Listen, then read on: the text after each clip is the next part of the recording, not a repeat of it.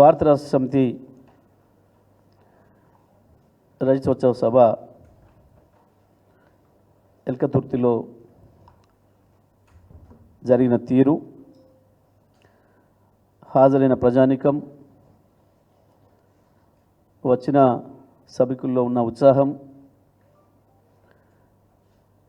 కేసీఆర్ గారి ఉపన్యాసం, ఇవన్నీ కూడా ఇవాళ రాష్ట్ర వ్యాప్తంగా దేశవ్యాప్తంగా చర్చ జరగడానికి కారణమైంది. అందులో కేసీఆర్ గారు వెలిబుచ్చిన అభిప్రాయాలు, చేసిన ప్రకటనలు అన్నీ కూడా ఇవాళ చర్చ జరుగుతూ ఉన్నాయి ఈ రాష్ట్రంలో. ముందుగా ఇంత గొప్పగా సభకు హాజరై ఎండలు లెక్క పెట్టకుండా కేసీఆర్ గారి మీద ఉన్న అభిమానాన్ని చాటుతూ కేసీఆర్ గారికి మద్దతు ఇస్తూ బీఆర్ఎస్ పార్టీనే మా భవిష్యత్తు అని చెప్పిన తెలంగాణ ప్రజలందరికీ మనస్ఫూర్తిగా ధన్యవాదాలు తెలియజేస్తూ ఉన్నాం. ఆ సభ విజయవంతం కావడం కొరకు పనిచేసిన ప్రతి ఒక్క కార్యకర్తకి, ప్రతి నాయకుడు కూడా ధన్యవాదాలు తెలియజేస్తూ ఉన్నాం. అన్నిటికీ మించి స్వచ్ఛందంగా ముందుకొచ్చి వాళ్ళ పంట పొలాలను అందించడమే కాకుండా చుట్టుపక్కల గ్రామాల ప్రజలు పెద్ద ఎత్తున రాష్ట్రం నలుమూల నుంచి వస్తున్న వారందరికీ స్వాగతం పలికిన తీరు చాలా అద్భుతంగా ఉంది. ప్రజలకు కేసీఆర్ పైన ఉన్న ప్రేమకు, విశ్వాసానికి ప్రతిరూపంగా అది నిలబడింది. వాస్తవానికి మీ అందరూ కూడా చూసినారు కేసీఆర్ గారి ఉపన్యాస తీరు. ఏం చెప్పారు కేసీఆర్ గారు? టీఆర్ఎస్గా పుట్టినాడు, ఉన్న పరిస్థితులు, తెలంగాణ రాష్ట్ర సాధన ఏకైక ఎజెండాగా ప్రారంభమై తెచ్చిన తెలంగాణను ఎట్లా ప్రజలు చేతికిస్తే అభివృద్ధి చేసినారు, కేవలం ఈ సంవత్సరాల కాలంలోనే మళ్ళీ పరిస్థితులు మళ్ళీ ఎట్లా దెబ్బతింటున్నాయి, అభివృద్ధి ఎట్లా కుంటుపడుతుంది, సాధారణమైన ప్రజలకు కూడా అర్థమయ్యే పద్ధతుల్లో, అర్థమయ్యే భాషలో చెప్పాను. ఇందులో ఎవరి పేరు ఏం తీసుకోలేదు, ఎవరిని ఏం మాటలనలేదు. కానీ పాపం కొంతమందికి దుఃఖం ఆగుతలేదు. అయ్యో నా పేరు చెప్పకపోయే అని చెప్పి దానికి తోడు పాపం ఈ మధ్యన కొంతమంది రాజకీయ విమర్శకులు కావచ్చు, సోషల్ మీడియా విమర్శకులు కావచ్చు,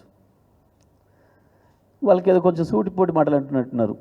అయ్యో సారు నువ్వు కానీ పేరు తీసుకోవద్దా, పాపం ఒకటే మాటతో అనువదిలిస్తేవేంది మూటలతోని, ఇంత అన్యాయమా, నువ్వు అంత కష్టపడుతుంటే వాళ్ళ పేరు చెప్పొద్దా నువ్వు అని చెప్పి అంటున్నట్టున్నారు. పాపం అక్కడక్కడ వింటున్నట్టున్నారు.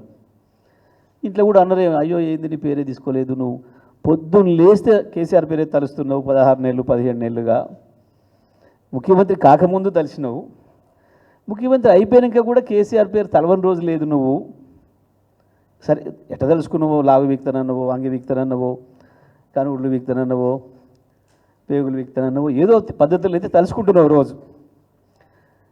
నిన్ను పేరు ఒక్కసారైనా తలుసుకోకపోయాని బాధపడుతుంటున్నావు. నేను నీ పార్టీ ఎమ్మెల్యేలు, నీ పార్టీ మంత్రులు నీ పేరు గుర్తుపెట్టుకోవట్లేరు, పిలుస్తలేరు. ఆ అక్కసు ఇవాళ కనబడుతుంది.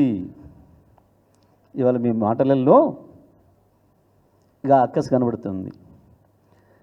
ఏం చెప్పిండు కేసీఆర్? తెలంగాణ పాలిట విలన్ కాంగ్రెస్. అది చారిత్రక సత్యం. మంచిగున్న తెలంగాణను తీసుకుపోయి నిప్పులలో దోసినట్టు సమైక్యాంధ్రలో పడేసింది కాంగ్రెస్. మాకు ఇచ్చిన హామీలు నెరవేర్తలేవు, మాకు అన్యాయం జరుగుతుంది, సాక్షాత్తు నెహ్రూ ముందట రాసిచ్చినవి అమలు చేస్తలేరు, ఇవి అమలు కాకపోతే మా రాష్ట్రం మాకు ఇస్తానన్నారు, మళ్ళీ మాది మాకు ఇవ్వండి అంటే 69లో వందలాది మందిని కాల్చి చంపి జైళ్ళలో పెట్టి వేలాది మందిని నాశనం చేసింది కాంగ్రెస్ తెలంగాణను. అంతేకాదు తెలంగాణ ఉద్యమం గురించి తెలంగాణ పదం మాట్లాడితే వేరు పేర్లు పెట్టి నక్సలైట్లని రకరకాల పేర్లు పెట్టి కాల్చి చంపింది కూడా కాంగ్రెస్. ఆ తర్వాత కేసీఆర్ నాయకత్వంలో వచ్చిన ఉద్యమాన్ని చూసి ఇక్కడ చంద్రబాబు నాయుడు చేతిలో నడ్డి విరిగిపోయిన కాంగ్రెస్ కేసీఆర్తో కలిసి తప్ప అధికారంలోకి రాదు అని చెప్పి గ్రహించిన సోనియా గాంధీ ఈ రాష్ట్ర పార్టీకి సంబంధం లేకుండానే నేరుగా కేసీఆర్కి పంపి పొత్తుకు పెట్టుకోవడం ద్వారానే అధికారంలోకి వచ్చి యూపీఏలో భాగస్వామ్యం కావాలని కోరి కామన్ మినిమం ప్రోగ్రాంలో పెట్టించి ఇస్తున్న రోజే ఇవ్వకుండా తెలంగాణ ప్రజల మద్దతుతోని టీఆర్ఎస్ పార్టీ మద్దతుతోని కేంద్రంలోకి వచ్చి అధికారంలోకి వచ్చి 5 ఏళ్ళు సజావుగా పరిపాలన నుండి మోసం చేసి మళ్ళీ వందలాది మంది తెలంగాణ బిడ్డల చావుకు కారణమైంది కూడా కాంగ్రెస్. అదే విషయాన్ని చెప్పింది కేసీఆర్. తెలంగాణ పాలిట విలన్ కాంగ్రెసే, ఎప్పుడు కాంగ్రెసే అనే మాట. ఈ గొట్టగాళ్ళు ఎవడు లేడాయాల ఇవాళ ఇంత ఎగురు దొరుకుతున్నాడు ఎవడు కూడా కాంగ్రెస్లో లేడు. ఇంకా అంతకు మించిన ద్రోహులు సమైక్యాంధ్రుల చేతుల్లో ఉన్నారు వీళ్ళు ఇంకొంతమంది ఇవాళ ఎగిరెగిరి పడుతున్న వాళ్ళు ఈ బుడతలంతా. ఇదే కాంగ్రెస్ను దుమ్మెత్తిపోషన్ ఉన్నాయి. మీరు మాట్లాడిన మాటలు ఉన్నాయి, రాతలు ఉన్నాయి, ఎక్కడికి పోలే. అబద్ధాలు ఆడడానికి మీకు సిగ్గు లేకపోవచ్చు, కానీ వాస్తవాలు ప్రజల కళ్ళ ముందే ఉన్నాయి. ప్రజల జ్ఞాపకం అంత తొందరగా జరిగిపోదు, తరతరాలుగా వస్తుంది. రాముడు ఎట్లు వస్తున్నాడో రావణాసురుడు కూడా వస్తూనే ఉన్నాడు చరిత్రలో అట్లాగే నిలబడి.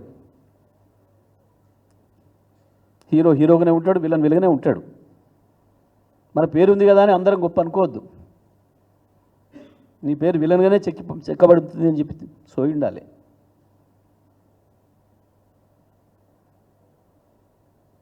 ఏం చేసిండ్రు? కాంగ్రెస్ పాలన వచ్చి ఏం జరిగింది? మళ్ళీ సమైక్యాంధ్ర పాలనలో ఏముండెనో మళ్ళీ అవే పరిస్థితులు తీసుకొచ్చారు కేవలం 16 నెలల పరిపాలనలో. ఏముండే కాంగ్రెస్ పరిపాలనలో? కాలమైన సంవత్సరం కూడా కరువే ఉండేది. బ్రహ్మాండంగా వర్షాలు పడి వాగులు వంకలు దునికిన సంవత్సరం కూడా 6 నెలలు తిరగక ముందే మళ్ళీ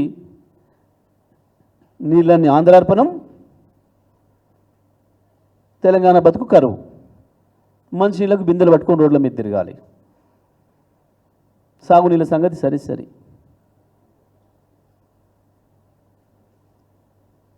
ఇవాళ మళ్ళీ అదే పరిస్థితి. 2014 ముందు ఏముండేనో మళ్ళీ ఇవాళ 24 యాసంగి చూసినాం, 25 యాసంగి. ప్రకృతి కరుణించి నీళ్ళు ఇచ్చిన వానకాలం తప్ప ప్రభుత్వాలుగా మనం చేయాల్సిన పని యాసంగిలో నీళ్ళు ఎట్టియాలి ప్రజలకన్నా సోయి లేకుండా కేసీఆర్ కట్టిన ప్రాజెక్టులను కూడా కనీసం పూర్తి చేసుకోకుండా నడిపించుకోకుండా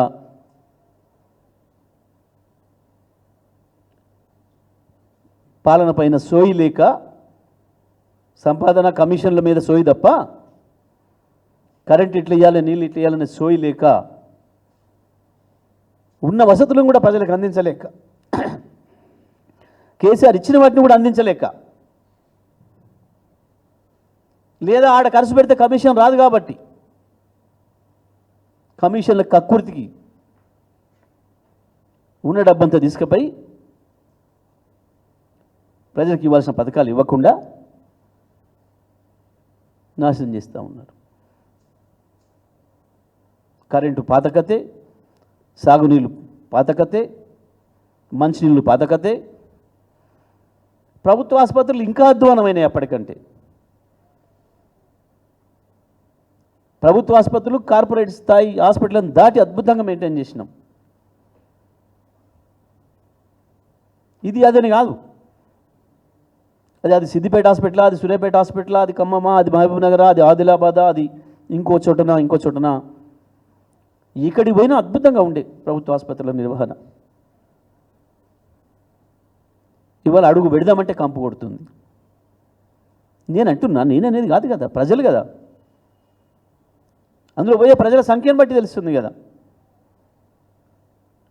ప్రభుత్వ ఆసుపత్రుల్లో ప్రసవాలు ఇక్కడి నుంచి ఎక్కడికి వచ్చినాయి, 28% నుంచి 78% తీసుకొస్తే మళ్ళీ వాళ్ళు 40% పడిపోయినాయి 7 నెలలు తిరగక ముందే.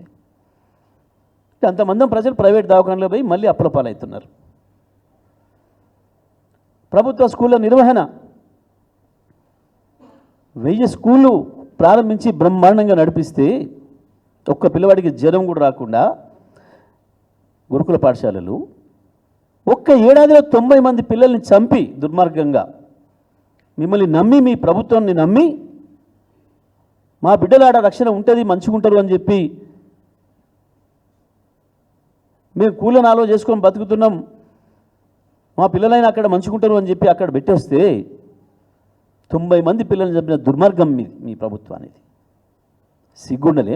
సిగ్గుండక్కర్లే మాట్లాడడానికి.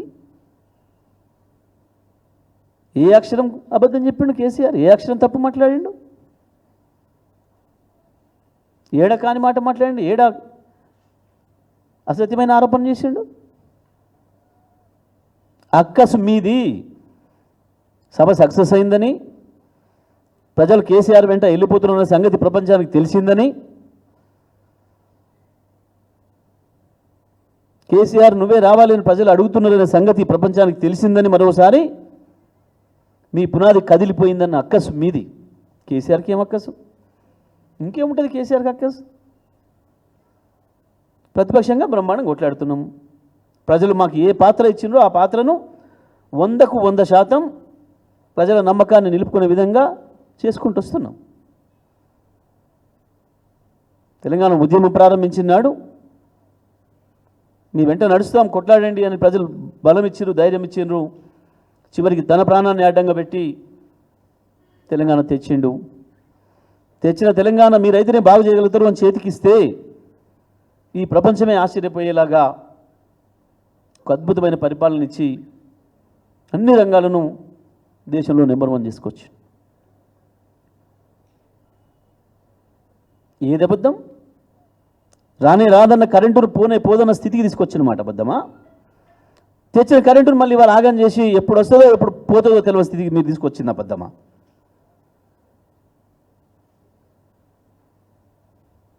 నలభై లక్షల మెట్రిక్ టన్నుల ధాన్యాన్ని 3 కోట్ల మెట్రిక్ టన్నులకు తీసుకొచ్చి భారతదేశానికి ఇచ్చి పంజాబ్ను దాటింది నిజం కాదా? ఇవాళ సంవత్సరాల కాలంగా ఇప్పటి వరకు కూడా ఎన్ని కొన్నమో చెప్పలేని మీ చేతగాని మీ అసమర్థత బయట పెట్టుకోవడానికి, దాచిపెట్టుకోవడానికి నానా తంటాలు పడుతున్నారు. లెసలెస కోతలు వస్తున్నాడు ఉత్తమ్ కుమార్ రెడ్డి. ఉత్తమ్ కుమార్ రెడ్డివి కావు, నువ్వు ఉత్తర కుమార్ రెడ్డివే అని చెప్పి మళ్ళీ ఒకసారి నిరూపించుకుంటున్నావు. నీ ఉత్తర కుమార ప్రగల్భాలు ఆపు. ఒక్కసారి లెక్క చెప్పు, నీకు దమ్ముంటే, నీకు చేతనైతే. నువ్వు వచ్చిన తర్వాత 24 యాసంగిలో ఎంత కొన్నావు, 25 వానకాలం ఎంత పంట కొన్నావు, ఇప్పుడు 25 యాసంగిలో ఎంత కొన్నావు ఇప్పటి వరకు?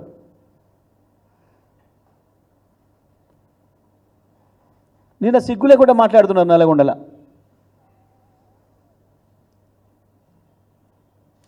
ఇంకా కొనుగోలు కేంద్రాలు ప్రారంభిస్తాం, కొంచెమన్నా ఉండాలి సిగ్గు శరం మాట్లాడేటప్పుడు. మూసేసే పరిస్థితి వస్తుంటే ప్రారంభిస్తావు. మేరకు వచ్చినాం,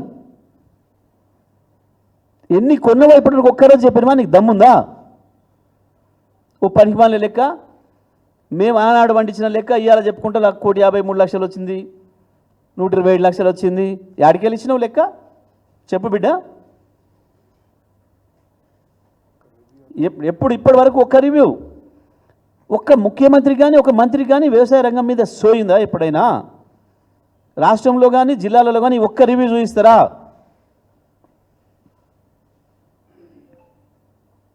ఇప్పటి వరకు నేను ఇప్పుడు మళ్ళీ ఛాలెంజ్ చేస్తున్నా, తెలంగాణ రైతుల పక్షాన్ని అడుగుతున్నా, గత యాసంగిలో ఎన్ని ఓట్లు కొన్నావు, ఎన్ని డబ్బులు రైతుల అకౌంట్లో వేసినావు? మొన్న వానకాలం ఎన్ని ఓట్లు కొన్నావు, ఎన్ని అకౌంట్లో వేసినావు రైతులకి? ఇప్పుడు యాసంగి ఈ రోజు వరకు ఎంత కొన్నావు? నీకు దమ్ముంటే సాయంత్రం ఏదో పెడుతున్నావు కదా, ఏదో ప్రదర్శించుకుంటా అని చెప్పి ఏదో పనికిమాలిన ఇండియా నివేదిక తీసుకొచ్చుకొని నువ్వు బీజేపీ కలిసి ఆ సందర్భంగా చెప్పు, నీకు దమ్ముంటే నేను ఛాలెంజ్ చేస్తా ఉన్నా.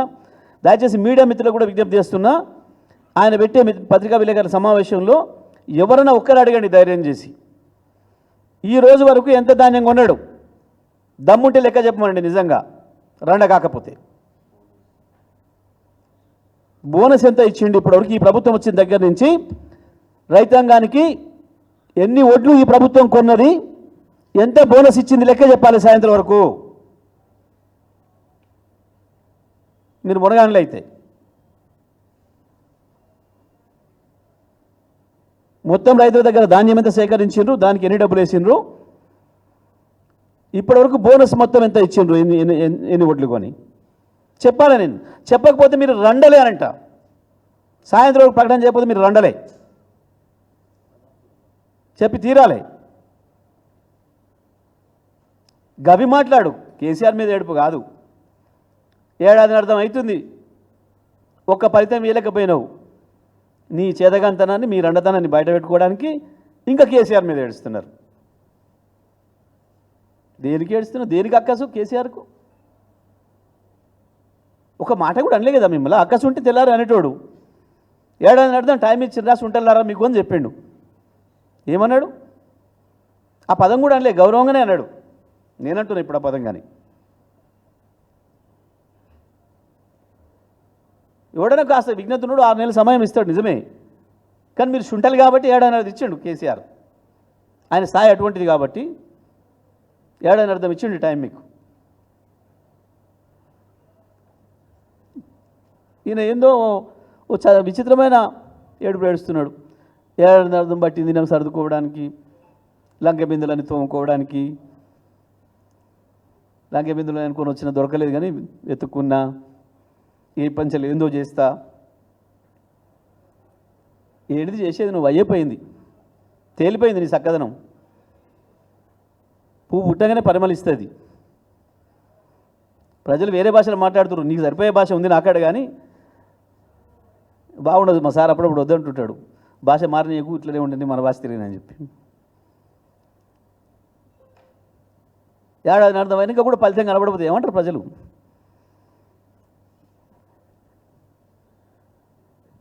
గా పరిస్థితి ఉంది మీ చక్కదనానికి. ఇంకా మీదేందో మీరు ఏడవక కేసీఆర్ గురించి, సభ గురించి. నిజమే, మీ జాతీయ నాయకుడు కూడా వచ్చిపోయింది మొన్న. ఈ పక్కకే వచ్చిండు, ఈడ కూర్చున్న వాళ్ళకి కూడా తెలియదు. ఆయన మాట్లాడిపోయిండు. ఏ ఉపన్యాసం ఇచ్చిండ్రో ఒక్కరైనా చెప్తారా? మొన్న రాహుల్ గాంధీ అంటే ఆయన వచ్చిపోయిండు, ఈ పదం వాడినారు, మీరు దాంట్లో ఒక్కరైనా చెప్పరు చూద్దాం. మాకైతే ఇంట్లో కూర్చున్న వాళ్ళకి కూడా తెలియదు. కానీ అంటే ఏంది? మీ జాతీయ నాయకుడు ఇక్కడికి వచ్చిపోతే కూడా హైటెక్ సిటీలోకి వస్తే పక్కనున్న మాదాపూర్కే తెలుస్తలేదు. ఏం మాట్లాడి వాడు పట్టించుకోవట్లేడు. కేసీఆర్ ఏం మాట్లాడతాడో అని ఎదురు చూసిండ్రు మీరందరూ. మాట్లాడిన తర్వాత ఏడుస్తున్నారు మీరు. అక్కస్ మీది. That is KCR. కేసీఆర్ మాట్లాడినా, కేసీఆర్ మౌనంగా ఉన్నా, కేసీఆర్.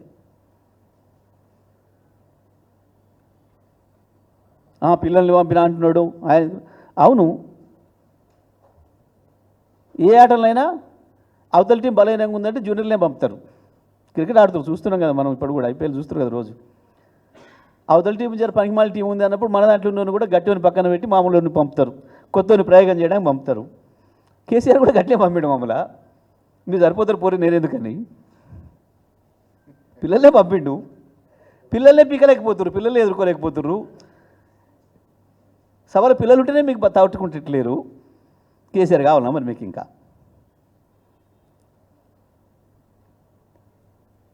వస్తాడు, ఏ సమయానికి ఎట్లా రావాలనో అట్లే వస్తాడు కేసీఆర్. ఇక రుణమాఫీ మేమంతా చెప్పింది చేసినాం, అన్ని అమలు చేసినాం. కొంచెం సిగ్గాన్ని ఉండాలి మాట్లాడడానికి. రుణమాఫీ గురించి మీరు మాట్లాడింది ఏంటి దయాలా? మొట్టమొదటి రోజు స్టేట్ లెవెల్ బ్యాంకర్స్ కమిటీలో బట్టి విక్రమార్క పెట్టినాడు మీటింగు. 49,600 కోట్లు మీరు చెప్పింది. రాష్ట్ర రైతాంగానికి విజ్ఞప్తి చేస్తా ఉన్నా, ఒక్కసారి జాగ్రత్త వినుండ్రి. మొదటి రోజు చెప్పింది 49,600 కోట్లు, 4 రోజులకే 31,000 కోట్లకు తెచ్చిర్రు. మొదటిది 49,500 కోట్లు, మళ్ళీ వారం తిరగక ముందే 31,000 తెచ్చిర్రు. ఇదేందా అంటే కాదు రైతులే తీసుకున్నారు కానీ అవి వేరే తీసుకున్నారు. రైతు తీసుకుంటే ఏంది? రైతు తీసుకునేది రైతు అప్పే కదా. మీరు రైతులకు రుణమాఫీ అని చెప్పారు కదా, మీ జీవోలోనే ఉంది కదా, నీ జీవోలోనే చాలా స్పష్టంగా ఇచ్చినావు.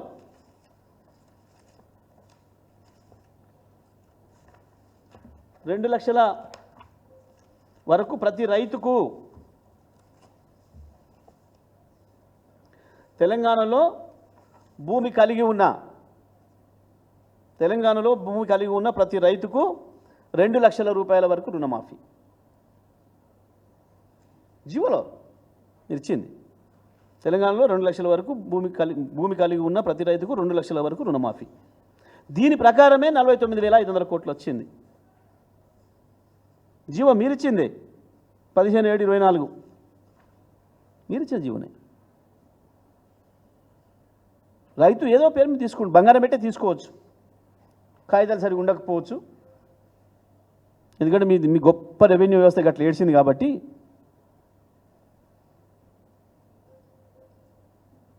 బంగారం పెట్టచ్చు, ఇంకోటి పెట్టచ్చు, మార్టగేజ్ కూడా చేయొచ్చు.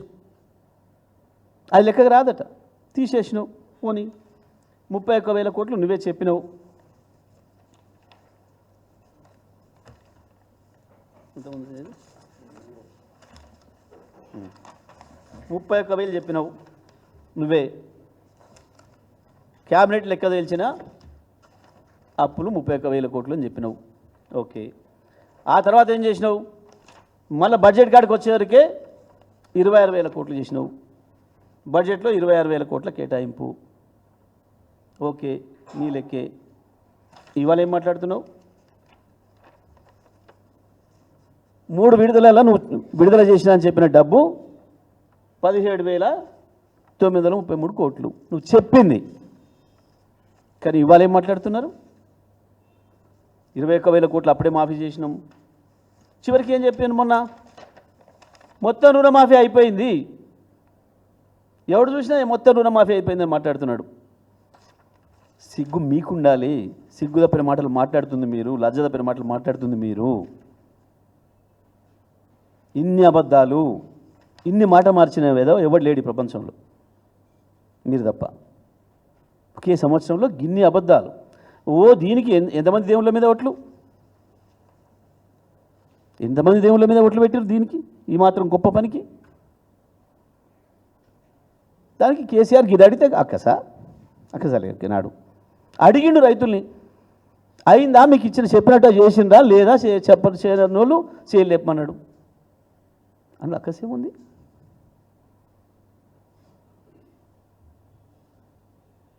అర్థమైపోయి గిన్నె.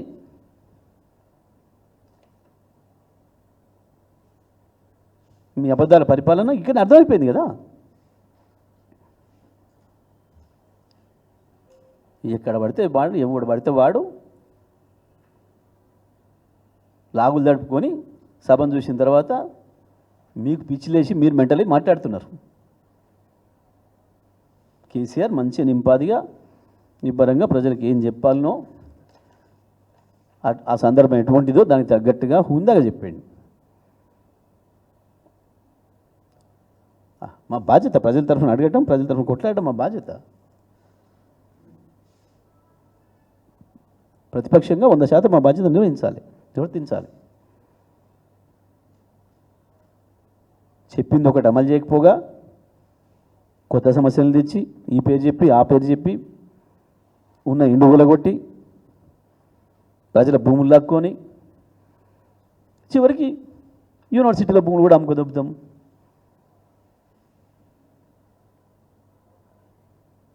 నిజమే, ఒక్కొక్క ఆయన సలహాలు ఇస్తుండే కదా మీకు. 350 ఎకరాలే చాలు యూనివర్సిటీకి, ప్రపంచంలో ఏ యూనివర్సిటీ కూడా 500 ఎకరాలు కూడా దాటలేదు. మరి ఉస్మానియాలో కూడా ఎక్కువ ఉన్నట్టుంది భూమి, 1300-1500 ఎకరాలు ఉన్నట్టుంది. అమ్ముతారా ఓ మూల? గదే కదా అడిగింది కేసీఆర్. ప్రభుత్వానికి అమ్ముకునే హక్కు ఉంది అవసరమైనప్పుడు, ప్రజలకు అవసరమైనప్పుడు. కానీ దానికి విజ్ఞత ఉండాలి, దానికి పద్ధతి ఉండాలి. అవతల విద్యార్థులు అడుగుతున్నారు, ఇది మాదనే భావన వాళ్ళకు ఉంది. కనీసం వాళ్ళతో మాట్లాడాలి, చర్చ చేయాలి. ఏందో మాకు పోలీసు ఉంది, ఏముంటుంది మీ బొంద పోలీసు ఎంతకాలం కాపాడుతుంది? ప్రజల్లో ఒకసారి తిరుగుబాటు మొదలైతే చూడ పోలీసులు అడ్డం పెట్టుకొని రాజ్యం చేస్తాడు ఎవడన్నా? పోలీసులు సమాజంలో ఏమైనా నేరం జరిగితే గాఢ పని చేస్తారు, కేసులు చేస్తారు, విచారణలు చేస్తారు, కోర్టులు హాజరు చేస్తారు.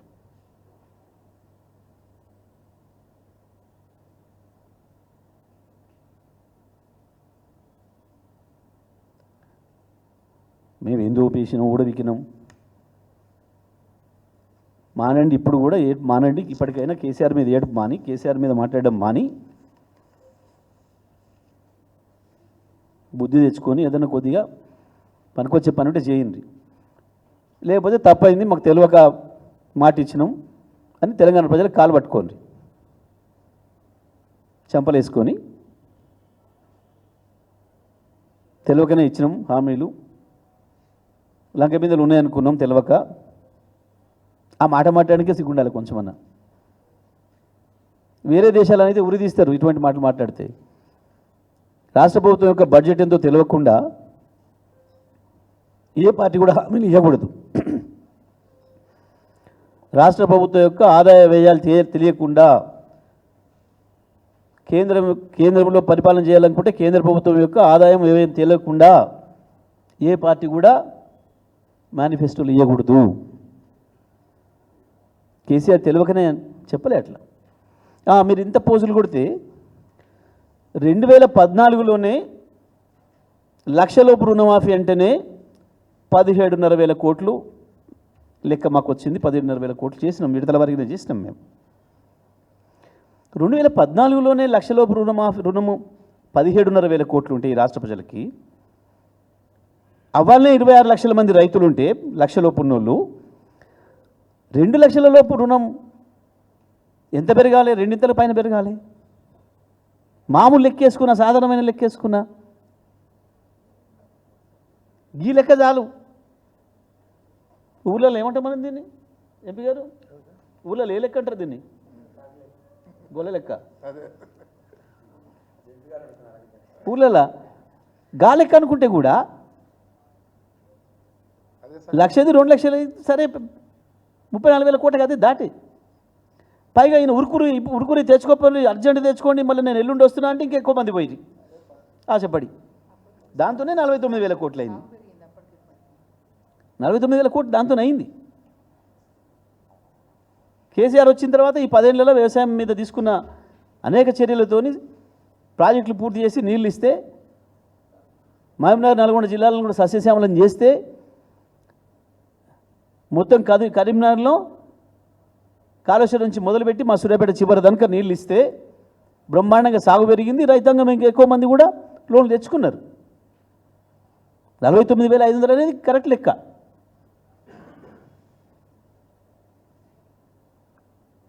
వాస్తవానికి కేసీఆర్ ఇచ్చిన రుణం రైతు బందే 15,000 కోట్లు దాటే 15,500 కోట్ల. ఈ నువ్వు ఇచ్చింది ఏంది, నువ్వు ఇచ్చింది ఏంది? కేసీఆర్ ఇచ్చిన రైతు బంధుని బంద్ చేసినావు. గా పైసలనే తీసుకొచ్చి నువ్వు మా పేరు మీద ఇచ్చినావు. ఇచ్చిన 12,500 కోట్లు అందులో కూడా మళ్ళీ అందులో సగం కమిషన్లకి ఇచ్చుకున్నావు బయట.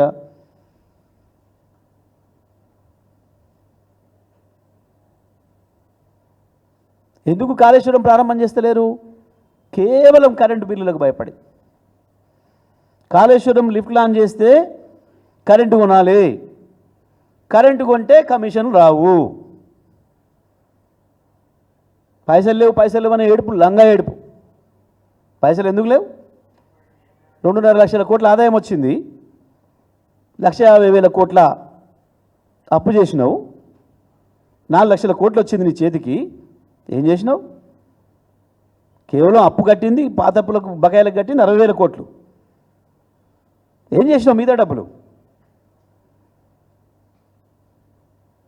వృద్ధులకు పెన్షన్ పెంచితే కమిషన్ రాదు, మహిళలకు 2500 మంత్లకి నెలకి ఇస్తే కమిషన్ రాదు, కరెంటు కొని 24 గంటలు కడుపు నిండా కరెంట్ ఇస్తే కాళేశ్వరం పంపులు ఆన్ చేసి కలకుర్తి లిఫ్ట్ ఆన్ చేసేసి రైతులకు నీళ్ళు ఇస్తే అట్లా కమిషన్ రాదు.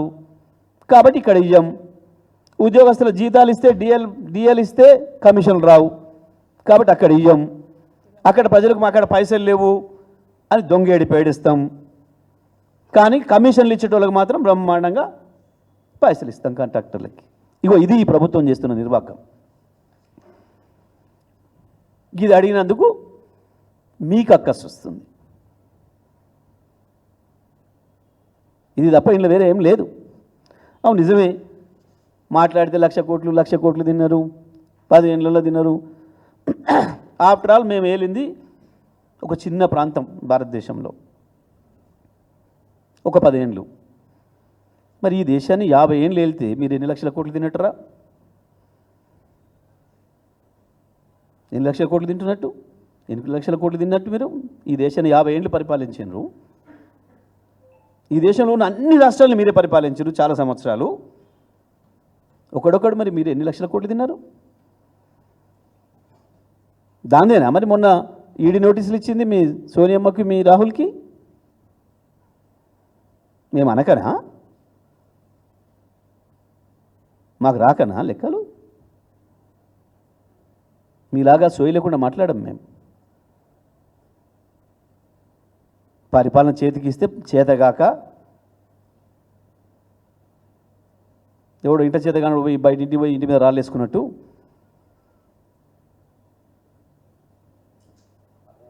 చేతగాని రెండమాట మాట్లాడుతున్నారు. మునగాన్లో మాకు బాగా అనుభవం ఉంది.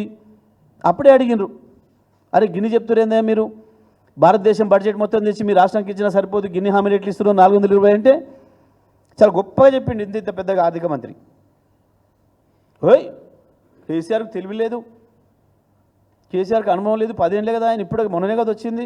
మేము 125 ఏళ్ళ నుంచి వెళ్ళి ఉన్నాం, మేమే పరిపాలన చేసినాం, ఎక్కడున్నాయో మాకు తెలుసు. ఆ పైసలు మేము సంపాదించుకొస్తాం, మేము కడుపు కట్టుకుంటాం.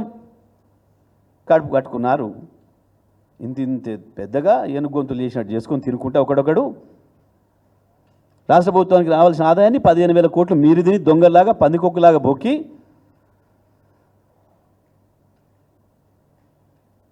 మేము వచ్చినాడు మీరు ఇచ్చింది 60,000 కోట్ల ఆదాయం మీ రాష్ట్రానికి, 80,000 కోట్ల అప్పుతో ఇచ్చారు, 300 కోట్ల మిగులు బడ్జెట్తో ఇచ్చిండ్రు.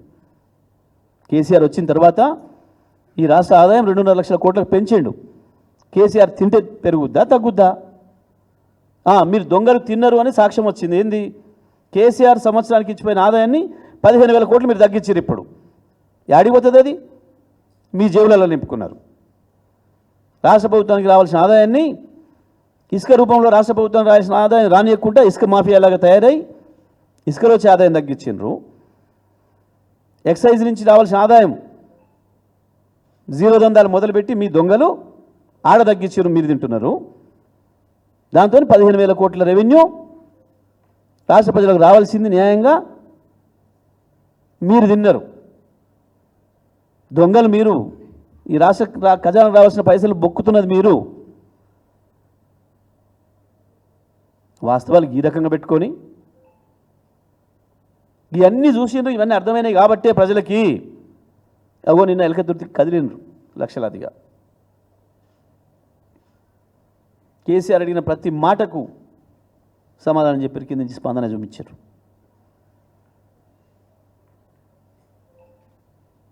ఇప్పటికైనా ముద్దు తెచ్చుకొని ఒళ్ళు దగ్గర పెట్టుకొని వాస్తవాలు మాట్లాడడం మొదలుపెట్టండి. ఇంకా ఇట్లనే మాట్లాడతాం, కేసీఆర్ మీద నోటుకొచ్చేట్టు మాట్లాడతాం, అవాకులు చెవాకులు పేల్తామంటే సహించేది ఉండదు.